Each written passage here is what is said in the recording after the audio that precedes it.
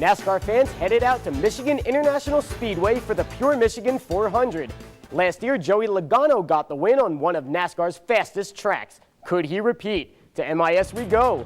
Jeff Gordon took the pole in qualifying and led the field to the green flag. But it's Logano who heads into turn 1 with the lead.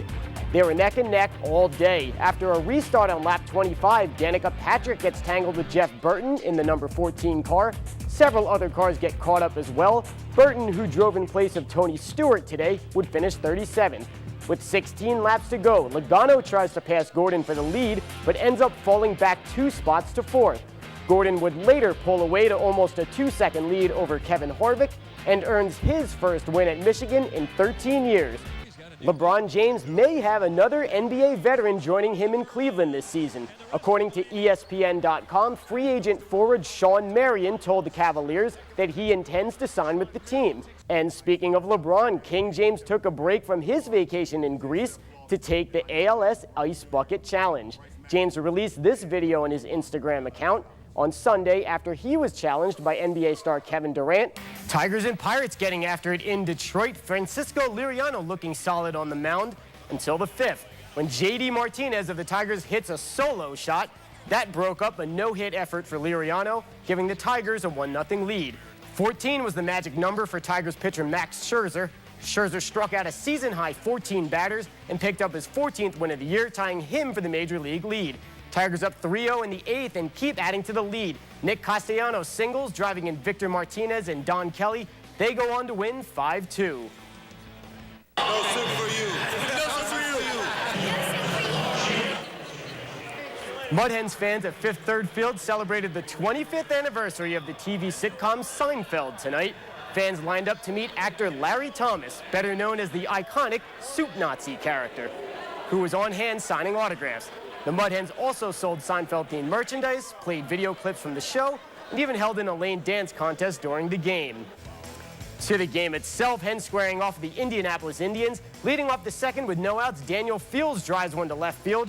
That's good for a double. He'd later advance to third on a sac bunt. With Fields looking towards home, Tyler Collins singles to right field. Daniel Fields scores. Wade Gaynor follows him in from second. Mud Hens up 2-0. Later in the inning, Hernan Perez doubles to deep left field. Tyler Collins scores, Hens up 3-0. They go on to win. No soup for you, Indy. 10-6 the final. And Red Wings general manager Ken Holland will stick around in Detroit a while longer. Holland signed a 4-year extension to stay with the team through the 2017-18 season. Bases loaded for the Tigers. J.D. Martinez rips a line drive to left center, scoring Miguel Cabrera and Victor Martinez. Tigers take an early 2-0 lead.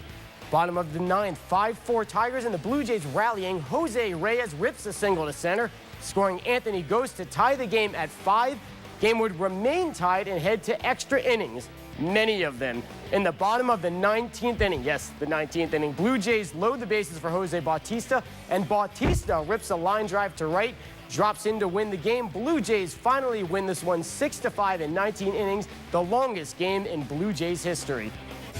Indians and Yankees getting after it in the Bronx. Top of the first, Michael Brantley singles to left, and in comes Jason Kipnis. Tigers lead 1-0. Indians pitching was the story of this game. In the second, Carlos Carrasco strikes out Martin Prado, Ichiro Suzuki, and then down goes Mark Teixeira. Carrasco with 5 Ks, allowing 2 hits in 5 innings. In the 5th, Cleveland up 2-0 with the bases loaded. Hiroki Kuroda walks Yan Gomez. Ryan Rayburn scores. Cleveland wins 4-1. NASCAR driver Tony Stewart was involved in an accident during a sprint car race Saturday in New York. The wreck killed 20-year-old sprint car driver Kevin Ward Jr. Following the fatal crash, Stewart pulled out of today's NASCAR Sprint Cup race at Watkins Glen International. Stewart currently sits in 21st place in NASCAR Sprint Cup Series. Neither Stewart or his team has commented on when he will return to racing. Stewart began driving sprint cars again last month after previously being sidelined by an injury suffered on a small track last year. Today, fellow NASCAR drivers weighed in on the fatal crash. Detroit Tigers slugger Miguel Cabrera has been named the American League's most valuable player for the past 2 seasons. You'd think his own organization would know that. Before last night's game at Comerica Park, the first 10,000 fans through the gates received these Miggy promotional bobbleheads to commemorate his AL MVP honors.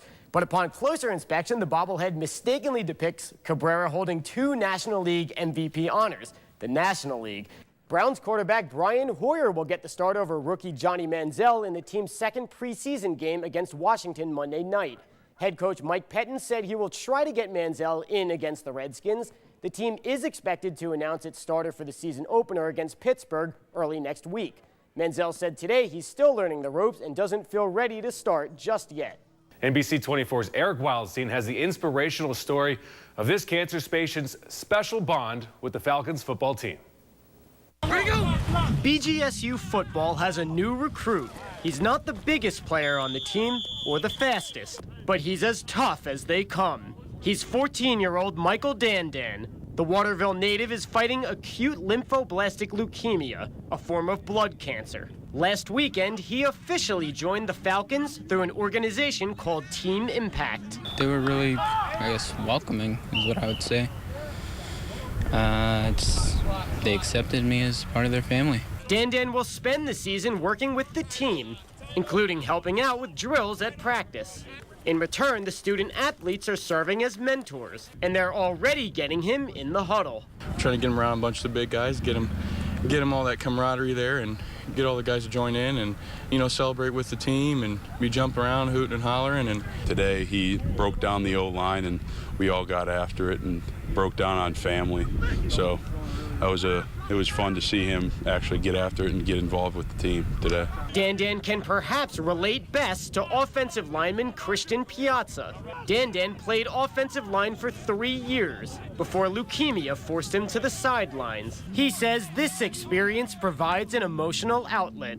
Lets me get stuff off my shoulders, takes some of the pressure off. And it takes pressure off his teammates, too, who say they're inspired by the young man's courage. We can learn stuff from him as well. Like, it's going both ways. Like, he's fighting for his life, and we're out here playing football. So he's going through a lot, so he's a tough young kid. Dandan will undergo preventative treatment for the next 2.5 years, with a dream to one day suit up and step back on to the playing field. Senior year, I get the port out, and I can finally start playing again. How excited are you for that? I can't wait. And for now, Dandan has the support of the Falcons to push him across that goal line. Eric Wildstein, NBC 24.